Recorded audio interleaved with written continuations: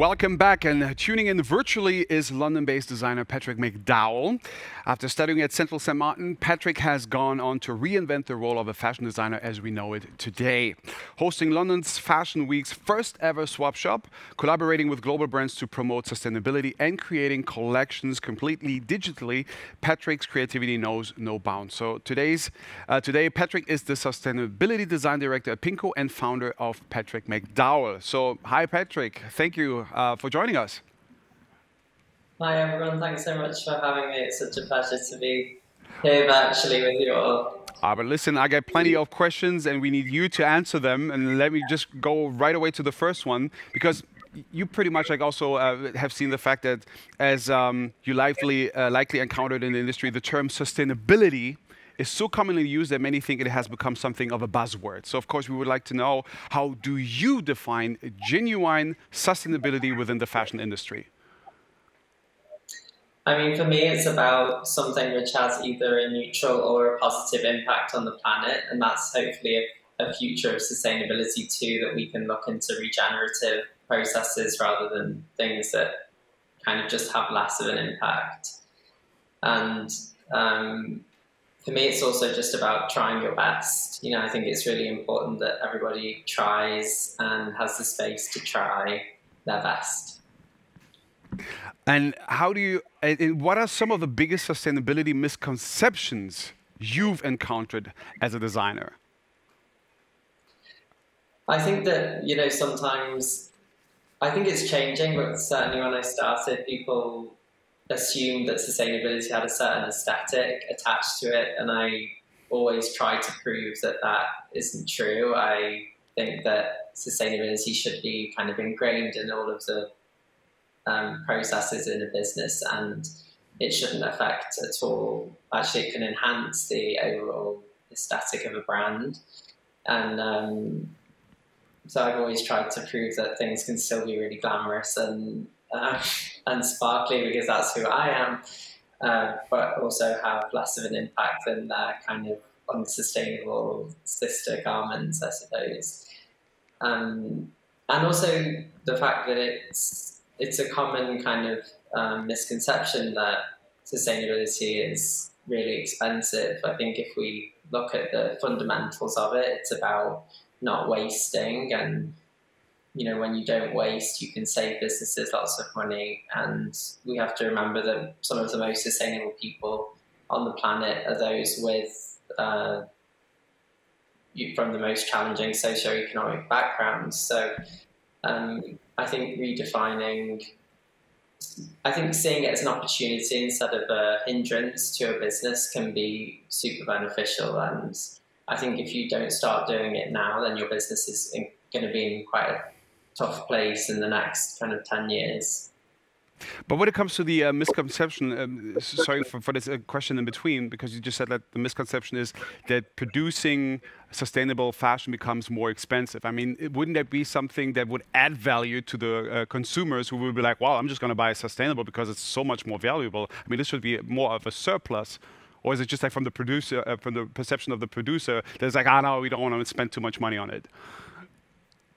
Yeah, I think it's at all points at the moment. I think that there's a trend, a popular opinion that it is more expensive, and sometimes it can be.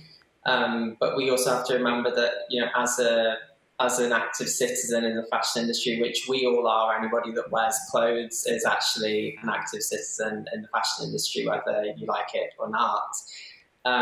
We can all make decisions that are more sustainable every day, starting with your own wardrobe, looking at things you could, through resale, for example, that they're really easy ways into a more sustainable wardrobe yourself. And then from a business point of view, you can just look at recirculating things the business already owns back into the business at the beginning of the supply chain, and to help make your business more circular. But also, if you're producing a new product category from clothing you already own, and your fabrics you've already bought, the financial commitment is so much lower than a typical fashion collection would be. As I just talked to Christiane App earlier from the German Fashion Council, we talked about the role of sustainability and the fashion industry itself. But in your case, I would like to know personally, why do you believe the fashion industry has a responsibility to support the SDGs, in particular those centered around social and political issues? I mean, for me, fashion's super interesting because it can respond so quickly. Sometimes, you know, more kind of like when we look at buildings, for example, their lead times are a lot longer. We're seeing the change that's designed now in effect in sometimes 10 years or longer. Whereas in fashion, we're seeing designs come to life and be sold within 6 months sometimes, which has its own problems because it's so fast. But it also means that the industry can react very quickly. And because clothing is something that almost everybody on the planet interacts with, it's a deeply personal connection. So I think, you know, for me, that's always the most important thing about clothing is how it can make people feel and change how people feel about themselves. So I think that it's, yeah, I think it's really important. And as we already discussed, also the definition of sustainability within this talk, with all that knowledge that you gained about sustainability, in which way did it shape your own personal creative process? Is it that it has? I understand ever since you studied fashion, it must have changed now with all the knowledge that you have about sustainability, don't you? Yes, I mean, when I first started, the first thing I ever made when I was 13 years old was a new school bag from a pair of jeans because my parents wouldn't buy me a new one. So it very much started well, in my opinion, from necessity. And that kind of then started this whole thing of me making stuff out of old things, old fabrics, end of roll fabrics and old clothing. And for me, it's always been an opportunity because instead of designing things once, they're designed twice because you have to kind of design it, look then what you can actually use and what you have, and then redesign it again. And it's incredibly exciting for me. And then kind of looking at more sustainable business models like rental or direct made to order and kind of direct to consumer as well in a way. It's also incredibly exciting for me, the idea of redesigning those points of a business too, and not specifically just clothes. And I think when we start seeing fashion businesses which are slightly more collaborative internally as well and work together across the different departments instead of being quite separate, I think we can also see kind of more meaningful, lasting change across the industry. And you know, when you look at the forecasts, all of these newer ways of working are predicted to grow to such a large scale that it really just makes business sense at this point too. And going into more details pretty much about what the process in general means, because you describe yourself as a passionate advocate for creative education, because it enables designers to unlearn and relearn. So my question to you is, on your own educational journey, what are some of the practices you've had to unlearn? Well, I think for me now, it's about leaving my own designer ego at the door and thinking, how can I design things for the brand I'm working with to create the best product for that brand and their clients.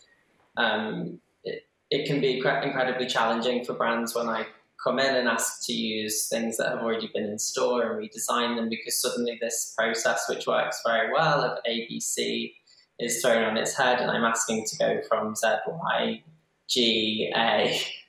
And it's difficult. Some people have had their whole careers in working a certain way, and when somebody new comes in and asks that to change completely, it can be hard.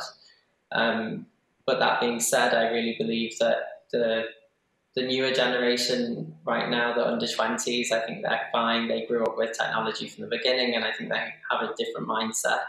But for the rest of us, our success will be in how we can unlearn and relearn everything, because things are changing now.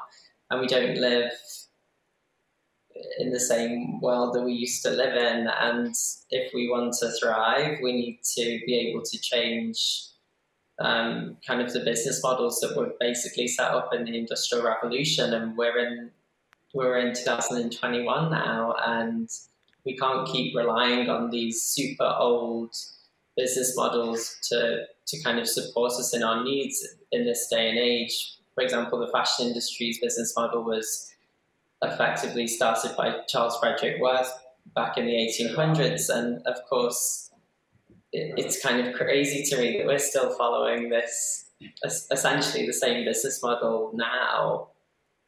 But as you just said, it's also a matter of how you deal as a designer with your own ego. But in the end, isn't that what we want from designers, to put in their ego? I mean, now that you said that we have a generation of kind of native, sustainable designers that are that are coming up, but at some point there must be one guy who's just ready, or one person that is ready just to go even beyond that and say like, well, you know what? I don't care. I just want it to be flashy. I just want it to be loud, and no matter what's going to come afterwards.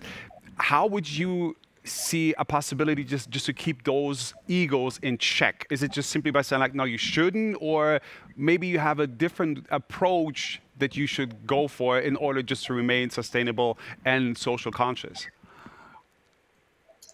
Yeah, I mean, it's hard because the industry is kind of set up to kind of put people on pedestals in certain positions, and it's very tempting, obviously, and especially as you get, you know, myself taking steps in my own career that are moving closer towards those kinds of positions.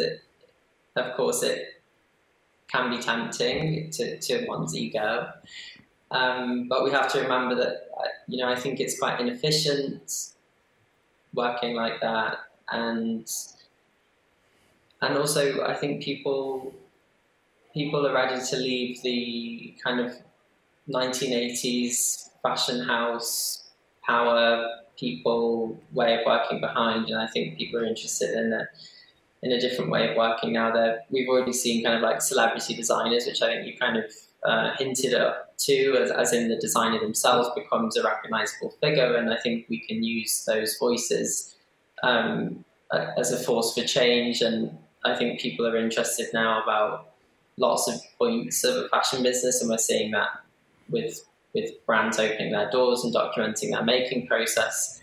And, you know, that goes back to transparency. I've always thought if you're not happy to put the processes you're using in your business on a billboard, then probably there's something wrong with the process. So I think we could also use the ego to the advantage, and kind of, as long as the people are saying the right things, you know, I think it's really important that people recognize they have platforms and that their opinion and what they say matters, and people are listening. So if the right people all say the right things in terms of sustainable fashion, we can move a lot faster, I think. And also the question that we'd like to ask you is, look into the future, what actionable steps would you like to see designers take to better support the SDGs and long-term sustainability? I mean, for me, it's about common sense, you know, and about trying hard. I think we need to give people the space to try and fail and try again. I think sometimes there's a lot of anxiety around the idea of not being the perfect sustainable brand, which, by the way, nobody is, myself included. And so sometimes people don't do anything, or they do things and they don't talk about it because they're scared that people will think that it's not good enough. And, you know, really we need to allow people to make mistakes. We need to allow them to try. As with any business, we try things, we see if it works, and then we invest further in it. But, you know, for designers, I think, you know, look at the business model that you have, look at where your waste is, look at what's not working. If you're not sleeping every night, probably something's not working in the business model. If you're ending up with 50 of 100-piece production left over at the end of a season, something's probably wrong there. Like, look at it as a business too, and think, is this making sense? And if it's not, then maybe think of a way to change it, and try to make it more sustainable because it will make your life better. The impact will be lower, and you'll probably see the return on the business increase too. So, you know, for me, it's win-win. I don't personally understand why people wouldn't want to do it. All right, thank you for this answer. And as I can see, like on our screen here within the studio, some question came in from our audience. The first question would be, what was the first sustainable fashion piece you bought for yourself? Were you even aware that it's sustainable? I guess it was probably things from charity shops. You know, there was. It's always great to find a very affluent area and then go to the charity shops near there, or thrift stores, whatever you call them. They can be great, and obviously you're buying things that people have already had and already loved. For example, the jacket I'm wearing today was a suit that I got from a vintage store, and I just wasn't wearing it because it was too long for me. So I just took it to my local dry cleaner, and they've just taken it up, and now I wear it all the time. So kind of small things like that are super easy ways to just reinvent your own wardrobe. I think it's slightly off question now, but I personally think it's a great idea to go shopping in your own wardrobe, especially if you're the kind of person that has a lot of stuff. You know, I find it good to put it somewhere else and then come back to it in a week and think, okay, what have I got? What would I change? Maybe I don't need something else. I can just use what I already have here. Yeah, that's also like a very interesting point, really just discovering your own things again. You're like, oh, I didn't even know that why didn't, I get your point. The following question actually was kind of like answered before, but it really fits together. Should we better not design and buy new fashion and better just focus on existing pieces? I mean, this would be, as a designer, quite a nightmare if there's nothing else to do than just like swapping and collecting the things that are already existing. Would that be okay with you? Yeah, I mean, in my role at PINKO, what I focus on is redesigning the pieces that have gone through the sales chain and come back. And it can be challenging because sometimes, yes, it would be amazing to just go and choose the fabric and design whatever I want, but that's not what we're doing here. You know, we're doing something with more of a meaning than that. And I hear what you're saying, that there is enough clothes in the world right now to clothe everybody so many times. I don't know exactly how many, but so yes, we don't actually need. We could stop designing clothes right now, never make anything new again, and there would be enough. But we also have to think about what is a realistic expectation, and that isn't a realistic expectation right now. So, you know, I personally think the best way to combat it is look at what you have got and see if you can remake that into a newer, higher value product for a business, which is what we do with our reimagined collections for brands. All right, then, Patrick, thank you so much for the very strong points. Thank you for sharing your insights to the Frankfurt Fashion SDG Summit audience. Your work in fashion is truly supporting the advancement of the SDG and promoting long-term sustainability. Although I really welcome you also to come over to Frankfurt to just have the exchange, the encounter, as we mentioned before, and vice versa. I think this is also the way to go. In the end, it's about people, isn't it? Exactly. All right, sustainability is closely linked to creativity. This is what we heard also from Patrick at this point. So what else can the creative industry do push to sustainability? Well, we're just about to find out after a short break.